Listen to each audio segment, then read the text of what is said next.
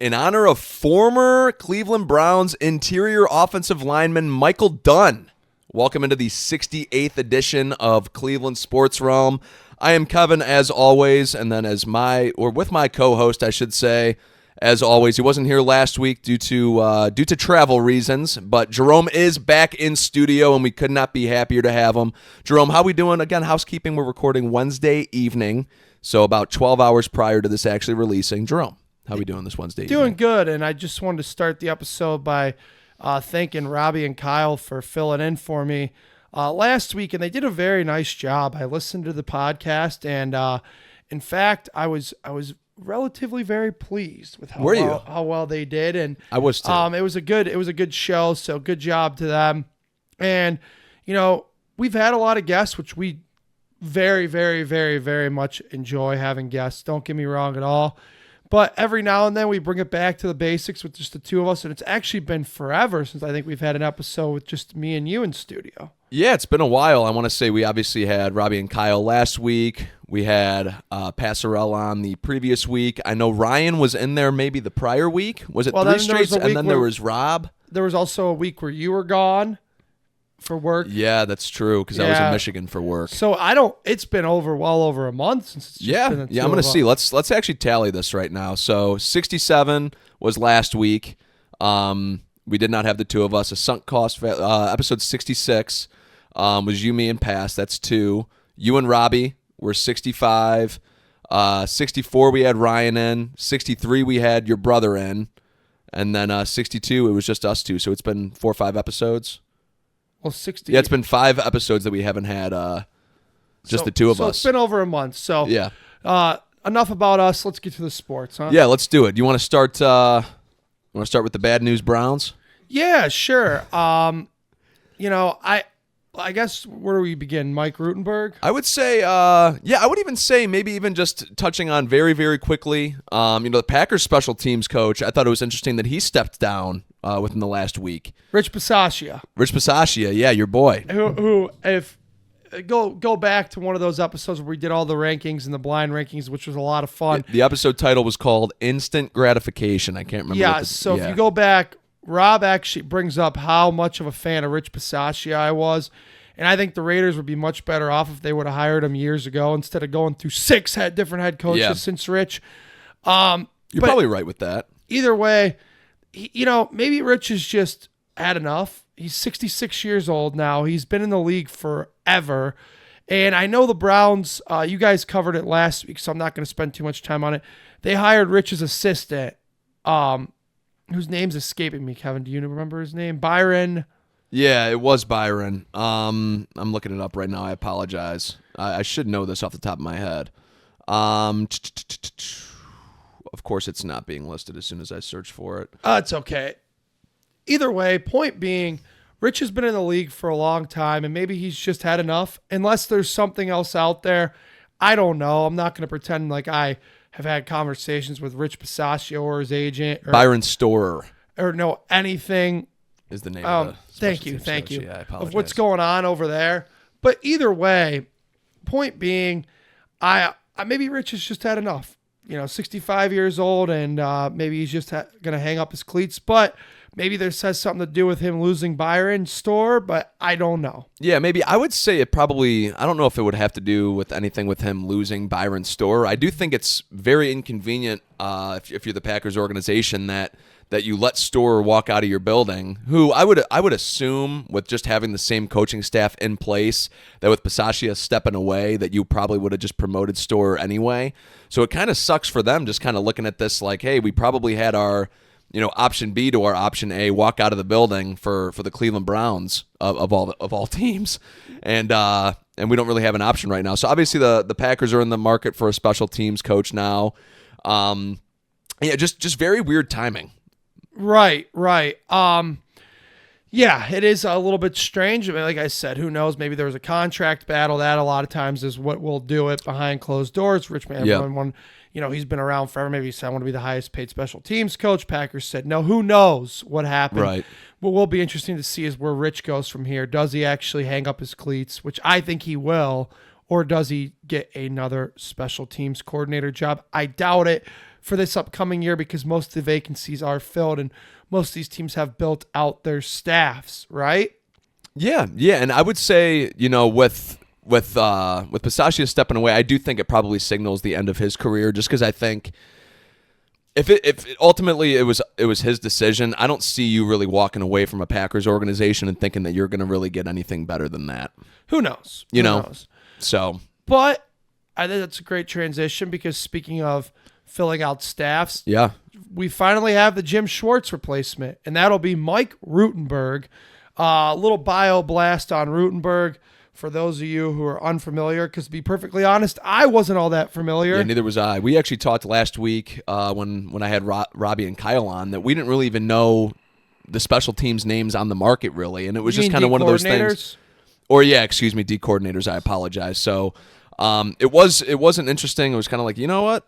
And we were always talking about potentially, we talked about how our main preference probably would have been promoting from within, specifically Tarver, because his name had come up a few times. Well, and he had done the job before. He knew that he was within the Schwartz system. He's, had seen this roster play together before, knew how to kind of capitalize on that. So that was kind of what we had agreed on as our option A. Again, not really knowing what other options were out there, but obviously the Browns settled on Mike Rutenberg, who is just the passing game coordinator of the Falcons. And Jerome, you said you were going to go into a little bit of his bio. Yeah, sure. So Mike Rutenberg is 44 years old, went to college at Cornell, so the Browns continue their trend of Ivy League and being obsessed. He was undrafted out of Cornell. He right away got into a player personnel intern with the then Washington Redskins. Then he was an administrative assistant to the head coach, very similar to Kevin Stefanski, where at the time that would have been Joe Gibbs, so he's probably getting Joe Gibbs coffee. That was like early 2000s, right? Right, sure. And then he went on to be a grad assistant at UCLA, passing game coordinator, defensive backs coach at New Mexico. Finally got his break into the NFL. He was a defensive assistant for the Jaguars, then their assistant defensive backs coach, assistant linebackers coach for the Jags, passing game specialist for the 49ers. Yep. And then he started staying with Jeff Ulbrich because Ulbrich was there with the whole time that Saleh was in New York with the Jets. Rutenberg was there under Jeff Ulbrich, and then Jeff Ulbrich brought him to Atlanta with him as a defensive pass game coordinator. Now he gets his first time of calling his defense, which it will be with the Cleveland Browns. Now, I remember Todd Monken saying he wanted to keep the exact same scheme, but I don't know if it is because we know how much Schwartz ran man-to-man. I think we're going to see a little more zone, but at least we're going to stay with the 4-3. And I think that's important because the Browns have been drafting for a 4-3 since 2017 when Come Get Some came to town, and he ran the 4-3 versus the last time they ran the 3-4, you take it all the way back to Ray Horton in 2016. So they couldn't have a guy who ran a 3-4 come in here. It just couldn't happen. I don't even think in today's NFL the 3-4 is really even feasible anymore, to be honest with you, because I think a lot of these, a lot of the offenses today run 3 wide receiver sets. Stefanski was really kind of the outlier with constantly going 12 personnel, only really having 2 receivers out on the field basically at all times. He would occasionally run trips and things like that, of course. But yeah, like the 3-4 has just become, I think, just completely irrelevant because you're never just like, if you run a nickel set, you're not really going to line up with 3 defensive linemen on the field and then 2 linebackers. I mean, you can, but like you're at a steep disadvantage if you do that. I agree with you, and I don't know many teams. I know the Steelers have ran it since our entire lifetime because LeBeau was there and that was his baby. Sure. And, he was maybe one of the best 3-4 coordinators ever, quite frankly. And then obviously they continued on and they still run it. Now, I'm curious to see with Pittsburgh. Now, will they still run it this year? They kind of have to, though, because their personnel, just like the Browns, is 3-4 base. You don't want to line up T.J. Watt at defensive end. I was just going to say, you're not going to line up T.J. Watt at 4-3 defensive end or 4-3 stand-up off-ball linebacker. That's not his game. Or, Highsmith's the same way. Sure. And he almost picked off Shedeur. Who the heck's that guy? Herbig? Oh, yeah. Nick Herbig. Yeah, he's pretty good, too. So, but back to Mike Rutenberg and the root of the conversation here. The root. I think, I have nothing really bad to say because so far I really like the staff Todd Monken's put together. Now, I was told that Jason Tarver is going to stay on, which I think is important because I do too. Those linebackers have played consistently well under him. And you look at Stefanski's time here, he was constantly changing position coaches, and one of the only ones who made it all 6 years was Jason Tarver. Now, if they were going to promote from within, I wouldn't have minded Tarver because, again, like I pointed out, he ran the then Oakland Raiders defense. He ran the defense for Stanford. Like, he's done it before. Now, Rutenberg, a first-time guy, we'll see. I think it's a little bit more risky. Tarver would have been the safe play, but if you get a lot of these guys to stay with, Mike Rutenberg, then I feel more comfortable and confident about it, like a Jason Tarver who's ran a defense, or even Brandon Lynch, the defensive backs coach who's been around for a while. The other guy, the safeties coach, who his name is escaping me because he interviewed for the Dallas job, Abanda, I believe. Okay. And then obviously, up front with the D-line, Myles Garrett loves Jock Sierre, and I don't think you want to go anywhere. You don't want to upset the apple cart with him, obviously. And so you're going to probably try to keep Jock Sierre as well. And I think, I don't know this for a fact, but my guess would be that most of Jeff Albrecht's guys want to stay in Atlanta with him because Kevin, guess, was kind of strong-armed by Arthur Blank, Falcons owner, into keeping Albrecht. Supposedly, that's the report out of Atlanta. And so I hope that he doesn't bring in a bunch of Atlanta guys. I don't think that's going to happen. Most of those guys will probably stay with Albrecht. And the only reason that Rutenberg didn't is probably because, again, you have the ability to be a DC. You're not going to pass that up. Well, especially, I wouldn't even say just the chance to have a DC, but you get to be a first-time DC in the NFL with the best defensive end in the game, maybe of all time, a top 5 corner still in the game, good safeties, good defensive line play, good linebacker play. Like, Rutenberg's walking into a fantastic position strictly based off of just de-coordinating. Like, not necessarily, we're going to go to the playoffs, maybe go on a run. Definitely not. But from a DC standpoint, like, I could see if he's here for the next 2 years and we have a top 5 to 10 defense, I could see him getting head coaching interviews here in 2 years. Absolutely, because he's only 44. He's 44, and he's probably going to be coordinating a top 5 to 10 defense the next 2 years. Right. All you got to do is, if I'm Mike Rutenberg, I'm looking at a lot of the stuff that Jim Schwartz did and a lot of the stuff that Joe Woods, didn't do. Yeah, essentially, yes. Or did do, and just learn not to do that. Right. So, your core pieces are still here, so we'll see how it goes. Well, and let's not forget, like, that Falcons team, especially this past year, had a very much a better defense than they're used to. Like, Jalen Walker had a great rookie season. James Pierce, obviously, there's a bunch of legal things going on with him. We touched on it last week. Phenomenal rookie year. You've had A.J. Terrell there. Xavier Watts had a great rookie year. Jesse Bates played phenomenal. So there's been, like, he's not a stranger to having good defensive players on his side of the ball. Absolutely. And speaking of safeties, did you see Ronnie Hickman got jumped in New York City? Yeah, that's actually a good pivot. That was weird. Yeah. I was surprised to see that news come out. So hopefully all is good with Ronnie, and we're wishing Ronnie a speedy recovery. It sounds like he's going to be fine. Yeah, but getting jumped is never ideal. Yeah, it's definitely not. So, Ronnie Hickman should be back here next year, we hope. Mm-hmm. Speaking of guys who won't be, joining David Njoku is a long-time Brown stalwart is Wyatt Teller. He also followed David Njoku's methodology on social media, letting everybody know he won't be back. Yeah. Listen. I didn't read the post. I just got the notification from Wyatt. Yeah, that came, we probably heard about that, 2 hours ago, maybe? I heard about it. Oh, yeah, I mean, I told you, actually. Before the show. I wish I would have broke that. Yeah, and on you know the pod what? to you. I guess I could appreciate Andrew Barry and Todd Monk and whoever is doing it, letting these guys know ahead of time, month and a half, month before free agency begins, that, hey, you're not in our plans. Like, because then that gives these guys an opportunity to reset themselves, build a market for themselves. They're both veteran players, but they're both still very capable of playing, in my opinion. That's Chief and Wyatt.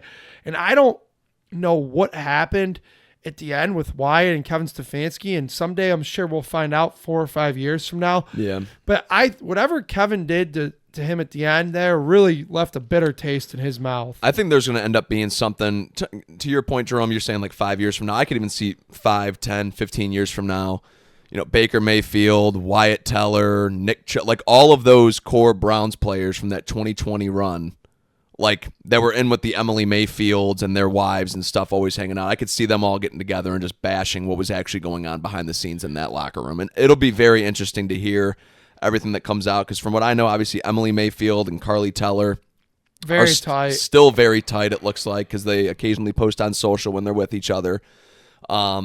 So it'll be interesting to see how that all plays out, because I'm sure we will hear what's going on with them, and I'm sure it'll be how you and I are right now in front of a couple microphones, and they're going to end up posting it on social media somewhere. Yeah, absolutely. And maybe I want to give Wyatt a little bit of grace here, because I remember, being at the Browns game, of course. I can't remember exactly what game it was. I want to say it was San Francisco when things started going awry. And the Browns put up there on the Jumbotron, congratulations on Wyatt Teller on his 100th career start with the Browns, blah, blah, blah, blah. And the next drive, he's nowhere to be found. He's off the field for the rest of the game, and he got benched for Tevin Jenkins, who in no way, shape, or form, in my opinion, is even close to being better than him. It was just weird.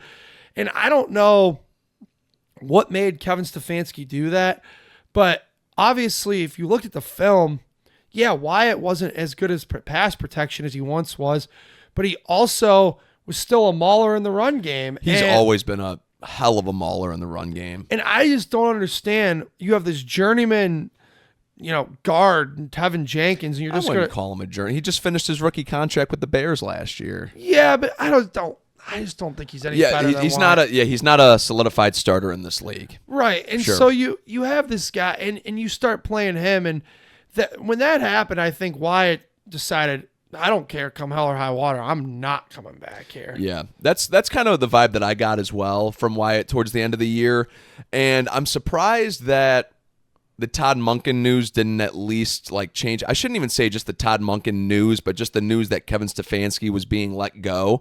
I'm surprised that didn't play more. You know what? Maybe it did. I didn't have any private conversations with Wyatt Teller, but I'm surprised that he's announcing this so early on. Along with David Njoku, honestly, because it seems like the notifications that I get, and it's mostly from Ari Meirav on Twitter, but the notifications that I've been getting about players announcing goodbyes have only been Browns related that I've seen. I haven't seen any from other organizations that have announced that players are coming out saying, "Hey, I won't be back." And Ari Meirov's not like a Cleveland beat reporter. No, he's very national. He gets on podcasts. He's partnered with PFF before and been part of those. Had players on his podcast as well. So this is a guy that's he knows the sport in and out. He covers basically every team, not every team specifically, but he covers all the breaking news that's going on in the league. So for those to be the only notifications I'm getting of players actively saying goodbye to the city that they had played in for the last few years, or the last 5, 6, 7 years in this case with Njoku and Teller, I think that's kind of telling. Yeah, I completely agree with you. But I also I'll give the Browns credit. Now you're giving them both a chance, their agents, to really put a lot of feelers out there. And we all know that the legal tampering period doesn't start for another month, but we know they're communicating. Exactly. And so their agents can start putting out some feelers, and they can build a market up. And what I get the sense from both these guys' posts, and I have Wyatt's in front of me right now. Yeah. I don't think, had they been given the opportunity to come back, I think they would have. Both of them. This was more the Browns telling them, "Hey, we're not bringing you back." Because Wyatt Teller's post starts with Cleveland, "I wish things were different, and this is hard to put into words." That sounds like a guy who wanted to make it work here, who wanted to retire here. Sure. And for whatever reason, Andrew Berry has decided that the best days of Wyatt Teller and David Njoku are far behind him, and he may be right. I mean, let's not mince words here. I think it all has to come. I think it all comes down to money here. Obviously, the Browns are in cap hell.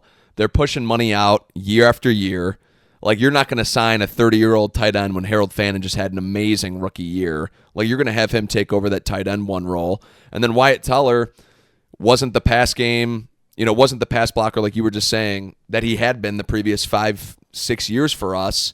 So why invest $15 million into a guy who is clearly on the decline? Like, I do understand it from the Browns' perspective in that essence. If they're both asking for $10 to $15 million a year, and we're in cap hell, and we're trying to build something for the future, knowing with the state of the team right now, I don't think it really made sense to bring them both back as much as I would have loved it. It's much like the Myles Garrett thing that you and I talked about last year with Myles Garrett you gotta balance asking for trades. Sentimental versus you gotta balance what it means to you personally with the business aspect of things. You have to do that. And speaking of that, real quick while we're on Browns guards, Batonio's going to get another couple weeks here to decide. Yes. Now, I love that. I would say this. It actually benefits the Browns cap-wise if he does come back, I was reading. Because it's not dead cap. Right. It's not dead cap. So they're really probably going to try to hope that he does. And Daryl Ryder last night on 92.3 The Fan, I was listening, driving along, said that he actually believes Joel is going to come back. He said, off the record, I've had conversations with him, and he goes, everything that I indicate tells me he's going to come back, which Daryl Ryder said, now me throwing my own 2 cents into him, he goes, who in the hell's signing up for another year to play with this franchise? He goes, but he's literally Joe Thomas. He goes, he can't get enough of crappy football and losing and being the best at his position and not getting a damn thing for it. At least Joel got to play in a playoff game. Now, it stinks that he did not get to play in the playoff game that we won. Right. But at least he got to play in a playoff game. He got to face the Chiefs. He got to face the Texans. So I can at least have some peace with that. Something tells me if he's going to take a couple more weeks, I'm leaning towards he is probably going to come back. And for one, I think so too, because it sounded like preseason going into the 2025 season, it sounded like this was basically going to be the Joel Bitonio retirement tour. Like, that's what it sounded like. He was talking with people, had tears in his eyes even before the season, looking back on his career. Now, those tears became more and more as the season went on, as he kept reflecting on the season and talking about the potential future of whether or not Kevin Stefanski would be here or not. In his whole career, really. In his whole career, yeah. Got very emotional talking about that. So it seemed inevitable that the retirement was coming. So I would have figured by that deadline we would have heard it already. I do think you're right. I do think with them pushing it out 3 weeks, I do think Joel was like, you know what, maybe I'm not done. Can I have a couple more weeks to think about it before you really need my decision? And I think the organization granted him that because, like you were just saying, it benefits them if he stays. Right, absolutely. And not only from a money point of view, but on field. Let's talk about on field. If Shador's the guy, you want your now 12, 13-year veteran guard who's been an All-Pro before, multi-time Pro Bowler, multi-time All-Pro. You want him in there whether he's on the decline or not. Right, and you're not going to have – Pocic is not going to be back because he was a free agent anyway, and then he's not going to be ready till December because he blew his Achilles. Very, very small pivot off of this. I think we could see a Mason Graham jersey number change this offseason back to 55 like he wore at Michigan. Oh, okay. I have a feeling that's coming with Pocic leaving, but go ahead. You have DeJuan Jones as your left tackle, but that's only going to be for 3 games probably because you'll have another inevitable knee surgery. And then the rest, if Joel doesn't come back, the rest of your 3 now that we know why it's not going to be back, and then your right tackle, I mean, I guess you can move DeJuan back to right, but then you got to draft a left. Like, what's the news with Conklin? No, nothing yet. I was reading that with Teller saying that he's not coming back, that means that all 5 starting Browns offensive linemen are going to be free agents. But I thought for some reason we had Conklin under contract, for 1 more year. So did I. That's why I'm confused. I would assume Conklin probably will come back, but that's not guaranteed because he's not actually another guy who plays 8 to 12 games a year. Right. So, I mean, they are offensive line. They better do a lot of work. I don't know how they're going to create the space, but it'd be ideal if you can get Linderbaum to follow Monken. That would be phenomenal. I just don't see. I mean, Linderbaum's going to be the highest paid center ever. You're probably right. He'll pass Creed Humphrey. Probably because it seems like every year we get a new record deal for this position. Now, the only thing that will be interesting will be, okay, so if, does Linderbaum want to follow Monken, or does he want to follow Harbaugh, or does he want to stay in Baltimore? I think those are the three places that'll probably be that. I think those are the three obvious ones, right? Yeah. Like the ones that you can actually make connections to. If I were a betting man, I would probably put my money on Linderbaum just staying in Baltimore. I think that works out for the Ravens, and I think it's going to work out for him. He'll probably end up being, like you were just saying, the highest paid center in the league, if not ever, with staying with Baltimore.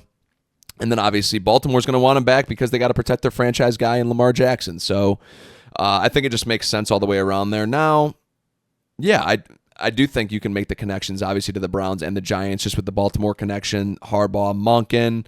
And I'm sure there's going to be other teams in on the Tyler Linderbaum sweepstakes. I mean, Absolutely. He is, without a doubt, a top 3 center in the league, unquestioned.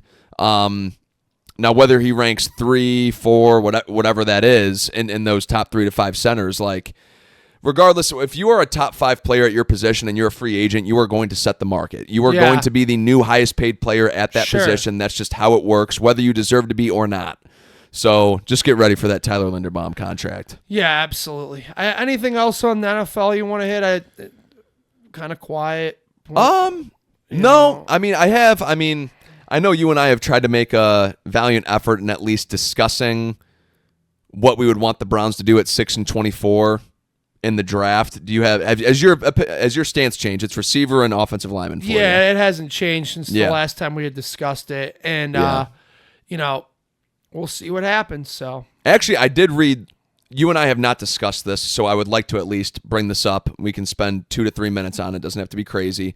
I saw a potential projected trade where the Browns trade down from 6 with the Cowboys and get picks 12 and 20, but the Browns also would have to give up pick 39 in the second round. Nah. Would you do that? I don't think so. You don't think so? Nah. I think I would. I think that gives you, because at that point you get 3 first-round picks at picks 12, 20, and 24. You can address receiver at 12 or offensive lineman at 12. Again, with one of those picks in the 20s, you can do the same thing. And then at that point, and I've alluded to this on episodes way prior, like episodes 5, 6, 7 episodes ago, I think at that point you can afford to take a flyer on Ty Simpson. Yeah, I have no interest in that. I think you can, man. I like Ty Simpson to me. I don't understand. I think it's one of those case scenarios where there's not a lot of good quarterbacks in this draft, so we're propping somebody up. I think that's fair too. Pushing them to the top because the quarterback market is not what people want it to be, and we know it's the most important position in sports. So what happens every year? We start propping guys up who don't deserve to be there. That's Ty Simpson. Sure. No, and listen, I 100% see that. We saw that with Kenny Pickett in 2021 or 2022. We saw him get thrown up the draft boards as a result of that. Malik Willis was talked about in that same category. And now it's happening again with him in free agency. And now it's happening with him again. No, I just think Ty Simpson's one of those guys, I think if you can afford to gain that 5th-year option on a quarterback, he has a decent build, 6'2", a little bit over 200. Was playing very, very well until his injury, and that was taking into account a down sophomore season from Ryan Williams. Like, there were things that I saw from him at Alabama this year that do inspire me a lot. Now, I just think it becomes, do the Browns think it's worth taking a first-round flyer on a guy like that when you have 2 young rookies already, or 2 what are going to be second-year players at quarterback that you just drafted last year? That's yet to be determined. But I think in a trade, whether it's Ty Simpson or not, I think you make that deal if you're the Browns. You get 3 first-round picks this year. Take your chances at wide receiver, offensive tackle, and then see where it goes from there. But if they stay at 6, I'm still on the Caleb Downs train. All right. So that's all I got for the Browns in football right now. All right. Well, let's move on to basketball. Cavs have obviously been off, and I can't. Did you watch any of the All-Star? I can't comment. I was just going to say, I can't comment. I was at a wedding in Florida, and so I did not watch any really that much sports at all this weekend. Just because I was busy with running around and all things like that. Besides the Olympics, that was the only thing I watched. The Olympics, I watched a couple of the USA hockey games, and I watched a little golf. But little golf. I did not watch a second of the All-Star. I don't know I know I'm making myself sound uneducated to our listeners. I'm just gonna flat out say I don't know who won the 3-point. I don't know who won I don't know anything. Yeah, to be honest with you, I don't know any of it either. Just because I haven't really paid attention to any of that stuff since a little bit after 2016. Just because I was so excited during that 2016 All-Star. That All-Star weekend in 2016 was awesome. The dunk contest was great. 3-point contest was great. I mean, that dunk contest, we're going to be talking about that, I think, for the rest of our lives because it's 10 years later and we're still talking about whether or not Aaron Gordon should have won that competition or not. Right. Which I will say I do think Aaron Gordon probably should have won that competition. I do remember that one. Now, I think a couple of years ago I watched everything just because I was home, whatever. Had a couple of the boys over, hang out, watch a little. Yeah. But, yeah, we did. So I don't know. And I do know the Cavs will be back in action with your favorite player tomorrow night, Evan Mobley. Donovan Mitchell will be playing. Yeah, good. Okay, good answer. But I will be curious to see so far, the Harden has been very, very small, but it's been sweet. Even that's coming from awesome from me. He's been phenomenal. They play the Nets tomorrow, so whether Evan Mobley played or not, they should beat the Nets anyway. But I agree. And then they're traveling to Charlotte on Friday. And then the big Yep. Yeah. Sunday. 1 in OKC. I'll be watching that for sure. We all knew it. And then you got the Knicks that Tuesday in Cleveland. So after these next two, the Cavs kind of have, okay, where do we stack up against the true playoff to true contender teams that they're going to have to inevitably face at some point. And I think this is a good thing because I do too. No disrespect to the Brooklyn Nets or the Charlotte Hornets. Yeah, wow, you were really throwing it back. Yeah, no disrespect to either of those two teams, but the Cavs get a little trial period with Evan and James in those two games. Then we see how it works. Yeah, they get to wet their beak a little bit. Yes, with playing together before they face the big boys. Yeah, so I'm glad that Evan will be back in time for those two. I am too, honestly. Just because I do want to see the full healthy lineup out there against them. Right, and then I'm glad that they get a trial period with it. I mean, the Harden experience so far has been short but sweet. I mean, I have no other way to put it. Mm-hmm. And this is coming from an all-time James Harden hater, but I can see what Kobe sees. He elevates everybody on the floor.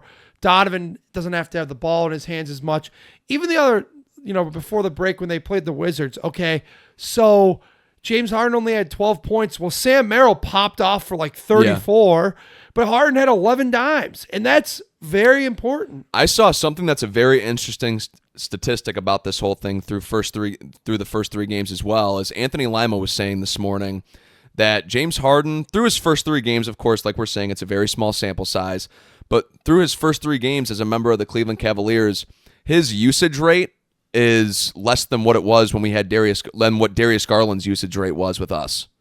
So, like, when he's on the court, we're not using him as much as we would have. Like, he doesn't have the ball in his hands as much as Darius Garland did. Like, that's what that tells me. So that's okay. So he can play off the ball. I'm just so used to watching James Harden ISO ball in Houston, try to take over in Philly. I guess Maxey did a lot in Philly as well. So did Joel Embiid. But, like, Harden's always had those moments, even in Brooklyn, even in Los Angeles, where he wants to play ISO ball and do that. And if he's willing to take a back seat like he has been to Donovan Mitchell so far, and then Donovan Mitchell lets Harden play his ISO ball whenever he's feeling like, okay, Harden, yeah, you have possession. It might be a whole battle of the LeBron, Kyrie, your turn, my turn type of deal. Well, that, and you know what else?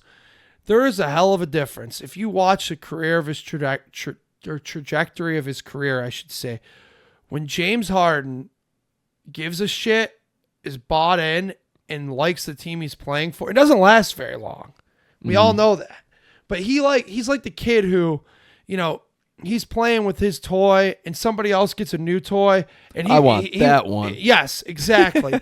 And so the Cavs are his new toy right now. Yeah.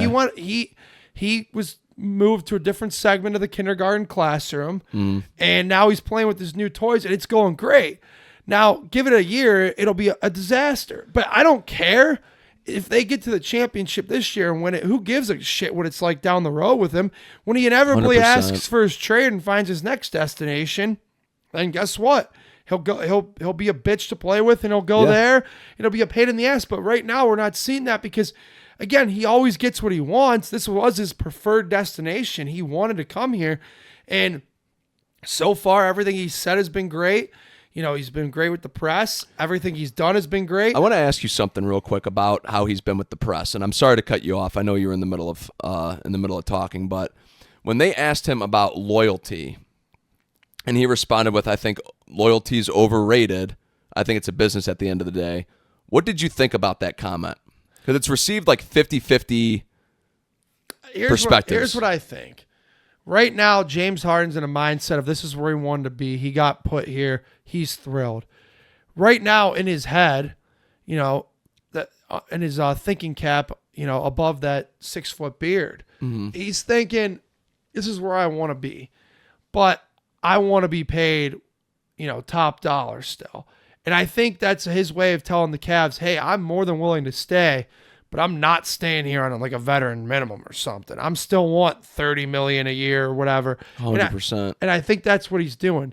He's letting it know this is where he wants to be, and he'll gladly sign the dotted line, but you're not getting away with paying him nothing. Yeah, no, he's going to sign. We talked about it on the pod. It's going to be 2 years, somewhere in between 90 to 100 million. Probably. So it's going to end up being around $45 million a year, I would say. And the Cavs have a lot to figure out. And that's problems for down the road that we can discuss in the summer. But then you throw in this is where LeBron wants to be now. I was just going to ask you, because you had brought up, we're not going to be giving him, the NBA minimum, the vet minimum. Brian Windhorst had said, that's basically the only way the Cavs can get LeBron is either through the vet minimum or they can somehow clear enough space for the mid-level exception, basically. Do you think LeBron goes for that at all? I think LeBron would take a mid-level exception to play here. I really do. I don't know if he'll take a veteran minimum. I don't think he would take a vet minimum, but I'm kind of with you on. I think he would strongly consider a mid-level exception to finish his career. And the other thing, LeBron, the reason I think he might take the veteran minimum is because when he brings the whole entourage with the wife and the kids and the dogs and the cats and the whole nine yards. He brings everybody. Yeah, and that's the other thing. If I guarantee you, this is just hypothetical, if LeBron does come back here, the Lakers are going to cut his son in 2 seconds flat. Yeah, and then he'll come here. Yeah. We'll sign Bronny. 100%. We'll keep LeBron happy. He'll be, our two-way. He'll be Naquan Tomlin, Yeah, he won't play good enough to ever get the full-time deal. Right. But I think LeBron has to think about it from this, and his people and his camp have to be telling him, Rich Paul and all the other bigwigs who hang around him. Look, LeBron, you're not wanted by the Lakers anymore. Nobody else really wants you to do the retirement tour. And why would you pick a new team to do your retirement tour? The only thing that makes sense right now is Cleveland if you want to keep playing. Yeah. And LeBron, mark my words, will play another year next year because he wants what Kobe got. He wants the video tribute every night. LeBron's a lot about himself. There's no two ways about it. Of course he is. He's one of the most selfish players outside of just on the court. On the court, he's very unselfish. Right. Off the court, he's a very selfish So guy. I think for sure he will be here, and there actually in my mind is a small chance, like a 10% chance he'd take the vet minimum. Because I think he'd be intrigued by playing with Harden. He's never played with Harden. He's never played with Donovan Mitchell. He's never played with Jaren Allen. He's never played with Evan Mobley. I mean, just about everybody on this team, really. Right. He has not played with. I think LeBron. And by the way, dude, he has said multiple times how he plans to retire in Cleveland. Yeah. And he said that when he came back for his second stint, and he had that whole thing at the stadium in Akron. He had said, "I love you, I'm back," and then he had said something about, "I always knew I would come back and retire here." Right. So now, granted, that's 12 years ago, but he said it. Those words came out of his mouth. He always knew he would retire in Cleveland. Yep, and he will. And it's going to happen next year, so everybody get ready. All the LeBron haters out there, get prepared. He will be wearing number 23 in the wine and gold next year. He will be here. And if you would have told me that James Harden and LeBron James would be on the 2026-27 Cavaliers, I'd be shocked, but that will happen. And also, we'll worry and cross that bridge when we get there. We'll have plenty of time in the summer to talk about LeBron coming home because it's happening. But right now, let's just focus on the Cavs team that we have at hand because they are a damn good team. They're a damn good team. And can I just come at you with a very quick hot take? If LeBron comes back, I'm bringing James Harden off the bench. I know that's a hot take. I'm doing it though. I'm shooting it back to his OKC Thunder days. And who you starting? I'm going to start Tyson at the 2. Okay. And the reason I'm doing that, he's going to give you the 3, he's going to give you the D, he's going to give you the rebounding, and you already have Donovan Mitchell and LeBron James ball handling. You're going to have Evan Mobley trying to be a ball handler out there.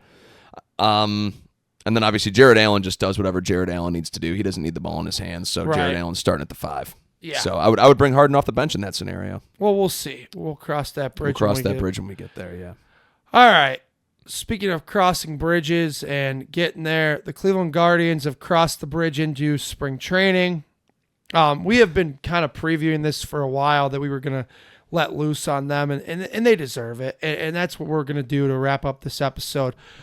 And then we are going to finish on a positive note with the Olympics. And we got kind of positive. Yeah. Yeah.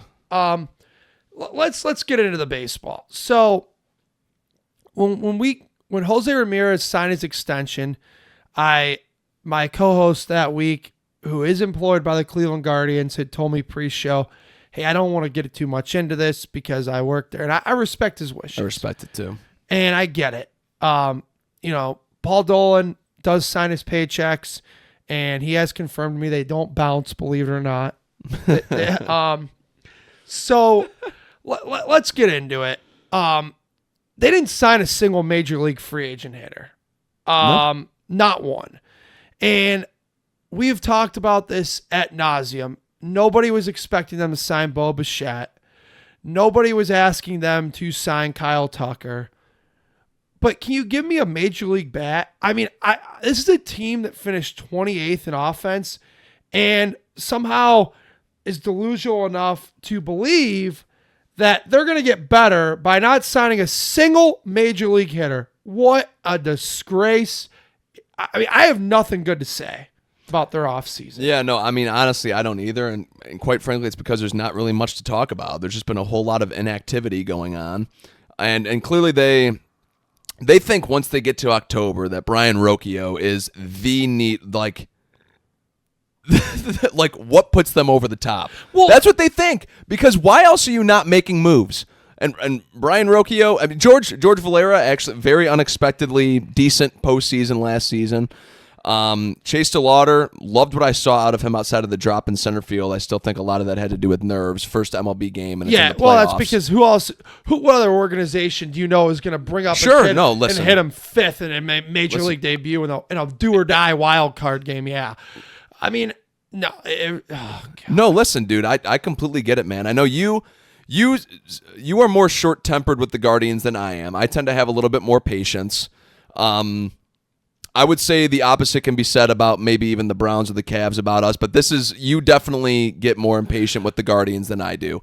But I get it though, man. Like, I get it. Because we talked last year and we were saying, like, I didn't really give up hope on them potentially making the playoffs. You had, and at some point I had basically given up hope, and I was like, dude, they got to start spending fucking money, man. Like, they have to.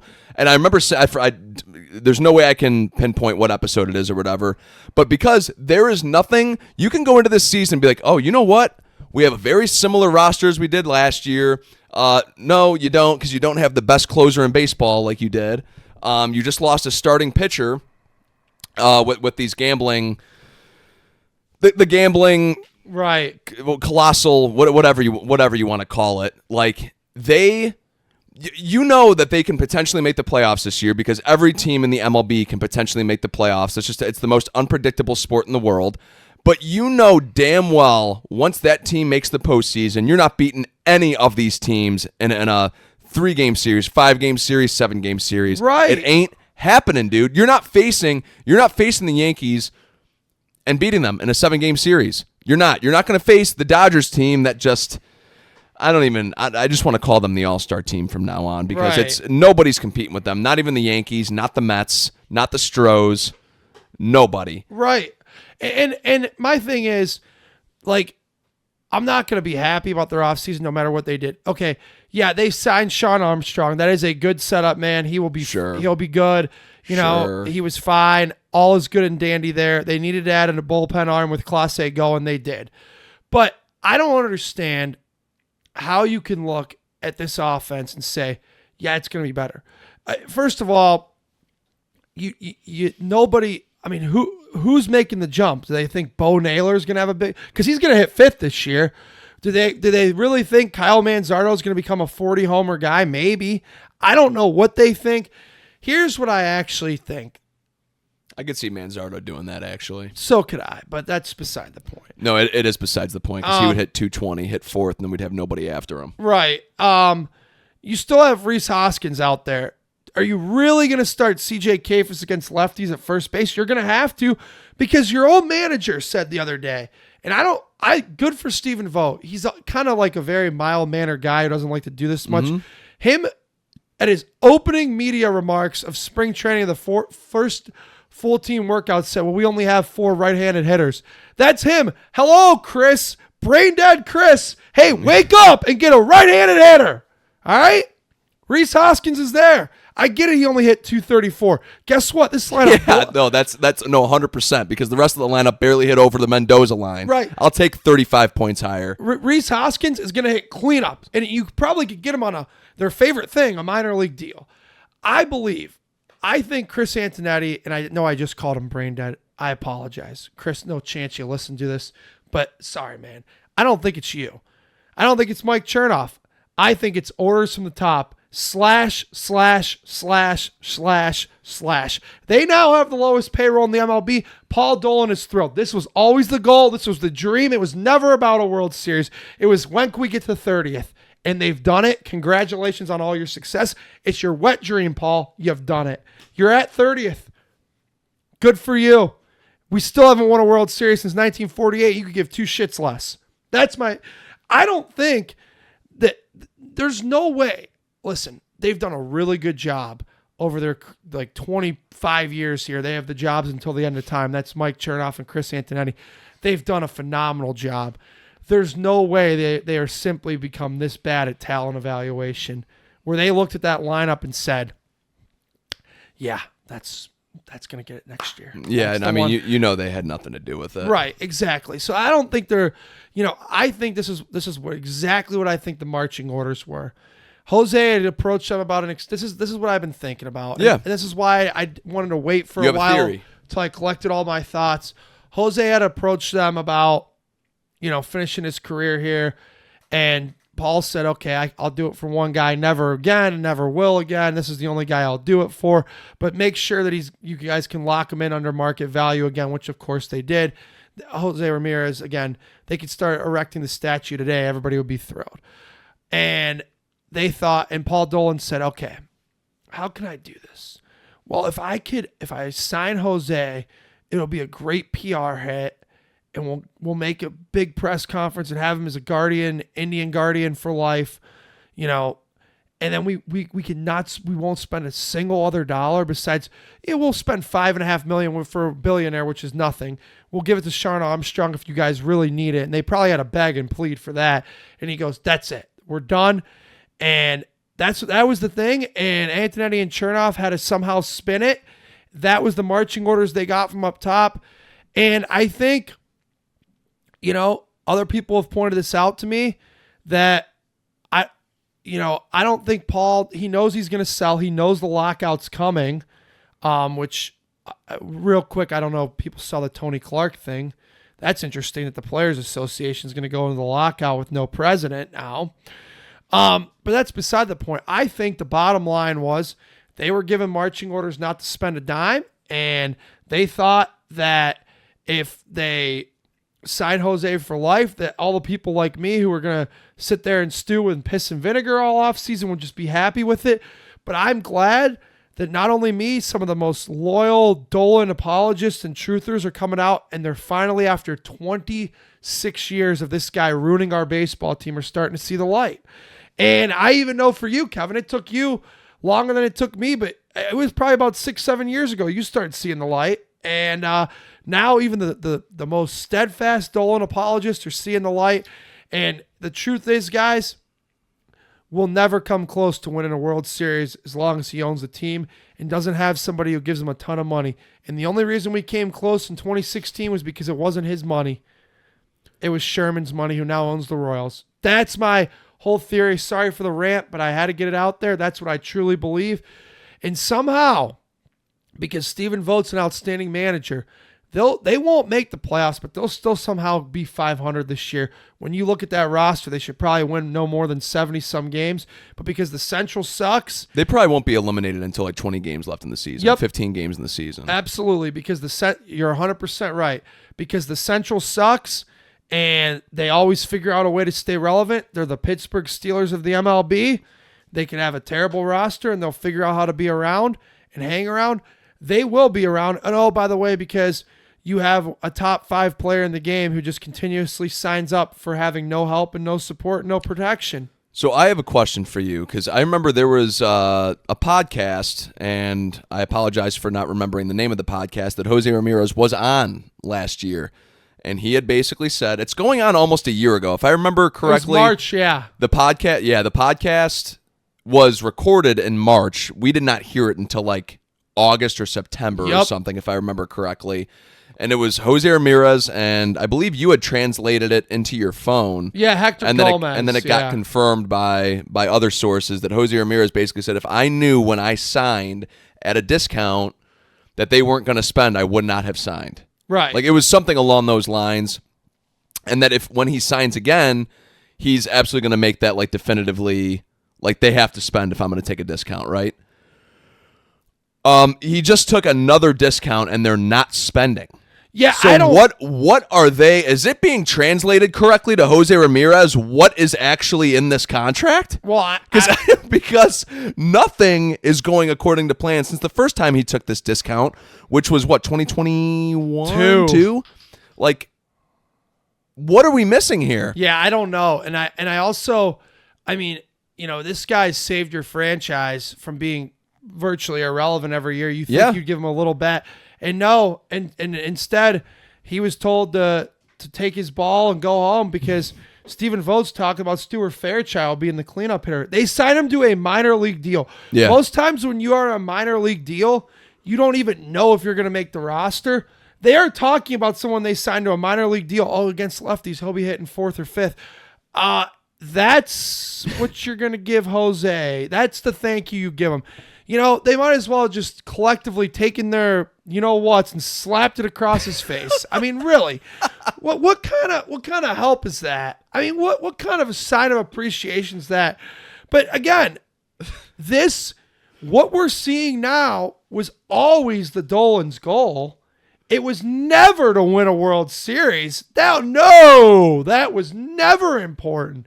That's just the cherry on top for him if that somehow happens. It's how quick can I get to 30th? And it took him 25 years, but he has achieved the goal because I think when the Marlins signed, correct me if I'm wrong in the comments, but I believe according to Fangraphs, when the Marlins signed Chris Paddock, they moved to 30th. So on active payroll, I know they're still above because they're still paying Miles Straw some money. I think they still owe him like $3 million. And he'll be suiting up for the Blue Jays because they ate some of that money to unload the other like $6 million over the $9 million, when he had signed that contract.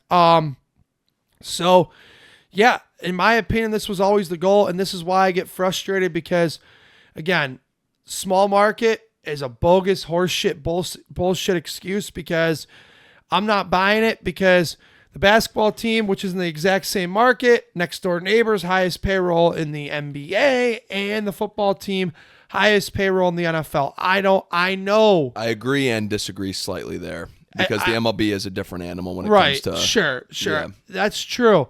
But again, I'm not asking you to be number one. Right. Like the same market is in the NFL and the NBA. But I'm asking you to be above 20th, maybe 19th. And you know what? Quite frankly, at this point, I'd be happy just not be last. Just get us to 29. And, somebody goes, well, when they sign the Quan extension. Yeah, because Quan's really going to be enthused to sign on the dotted line now when their big offseason acquisition position player-wise was Stuart Fairchild. He can't wait to sign This is the internal optimist in me. But if the Lauder gets hot and Bazana looks good if they pull him up this year, I could see Quan being pretty excited signing that dotted line. Well, the only thing, knowing that Blitzer might be taking over here in the next year or two. The only thing that, from their point of view, that I think why something could get done is because Quan's value, he didn't have a great year last year compared to all his other years. His value is as low as it's going to be. But they're also probably going to still lowball him, and they're going to take the opportunity as his low value and then try to like, well, you had a bad year, so why don't you take like a 2-year, $20 million? And I just don't, and also from Quan's point of view and his agent's point of view, do you really want to sign right before the sport's about to be canceled for an entire year next year? Like, and as angry as I am, and I think it came through to the listening audience and the viewing audience that I'm pretty pissed, but as angry as I am, I will still watch as much of them as I can because it's my favorite sport to watch, and we're not going to be able to next year, most likely. Yeah. So, are you getting standing room tickets this year? I don't think so. Yeah, I think, quite honestly, and you will catch me at some ball games this year. I'm not saying I'm doing like a complete active protest on this, but I'm not going to commit monthly payments to them if they're not going to commit payments to the team. Exactly. Like that's the way that I'm looking at it. And also, due to a friend of the program, co-host of the program, oftentimes when I went last year, I went for the best price there is. And I very much appreciate him doing that for me. Oh, yeah. I forgot because you went on that streak of I'm not paying to go to another game. It doesn't mean I won't go. I just won't pay to go. Yeah. And I think I did end up paying because we went to the night that they clinched Central. Yeah, but I think I didn't pay from Memorial Day until September. I think I got all my tickets free. Via people, and then I thanks to another friend of the program, I sat in a suite for the Tarek Scuba playoff game. Both of these friends were on the pod last week, weren't they? They were. Okay. And I think, I saw today that they said something about, the other reason we didn't want to sign free agents is we didn't like any of their defensive value. But you're going to throw big-ass Jonathan Rodriguez out there who can't field a flying sack of crap when it's hit to him in the right field, but you're worried about defense. God bless them. Chris and Mike have tried to come up with every excuse possible, and they just won't say what we all know it is. We weren't allowed. Yeah, and you can't say that, obviously. And they can't say it. And it is frustrating because everybody on the outside looking in, whether you're a fan of the Cleveland baseball organization or not, everybody knows what the problem is. Right. So Dave, it's the elephant in the room. It's got to, you know what? Paul Dolan's an albatross in and of himself. Oh, he is.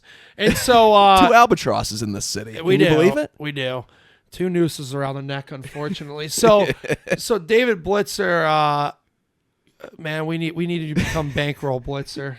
There's actually an account on Twitter called that. I can't take credit for that. Yeah, that's a good one. But we do need that. All right, let's finish this up with some more positive notes. Kind of related back to the Browns too. Chloe Kim got silver in snowboarding, but boy, nothing wrong with silver. Is she impressive though? And Myles Garrett, I see what he spent a lot of that contract on. Boy, was that a fancy camera he had there as he's taking pictures in Milan.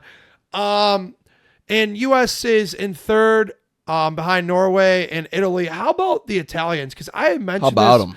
I was talking to my aunt. I don't really remember them being a big threat in the Winter Olympics like this. Neither do I. And my aunt and I were discussing when I was down south, they knew they were hosting and they really worked their asses off to be good at just about everything that is to offer. And then obviously, I think it's going to end up being, we'll see what happens. Crosby left the game today, but I think United States and Canada gold medal game is going to be must-watch TV. Even though it's on at 8 a.m. on Sunday, I will get up. I'll probably get up and watch that game too. Yeah, that'll be a lot of fun.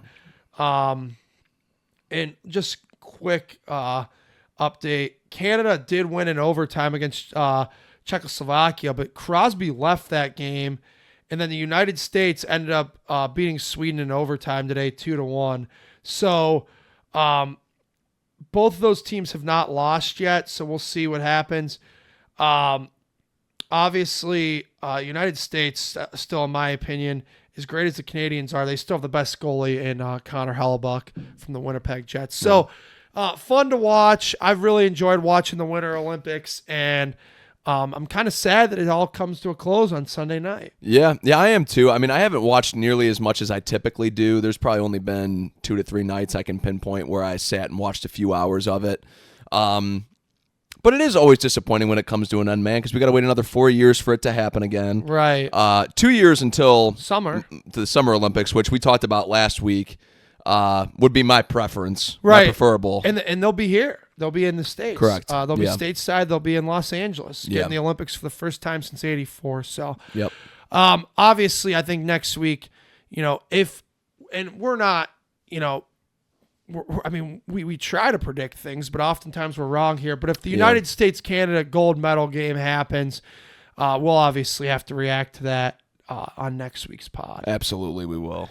All right, that will do it for tonight's show. Good to be back in the studio. I'm happy you're back, man. And I'm happy you're back too after, being it's good to have us back. And we both miss episodes, but there's a man in the room with us right now who's never missed a single one. Never misses one. He's 68 for 68. 68 for 68, and you've never seen him, and you've never seen him or heard from him. Yes, they did. It's been I forgot 66 episodes since.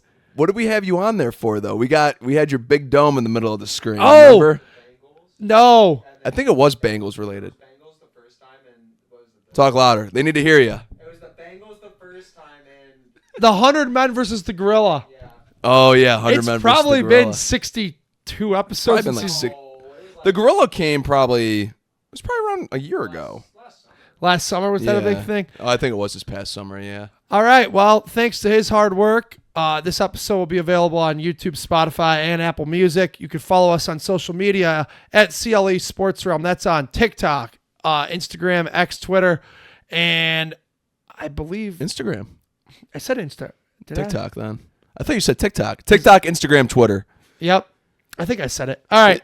Either way. I said all of them anyway. Thank you for listening and following our podcast, and make sure to like and subscribe. That's how we get those ratings. That's right. And we appreciate it. And make sure to follow us and like our stuff on social media when you see it. So thanks, everybody. Have a good night.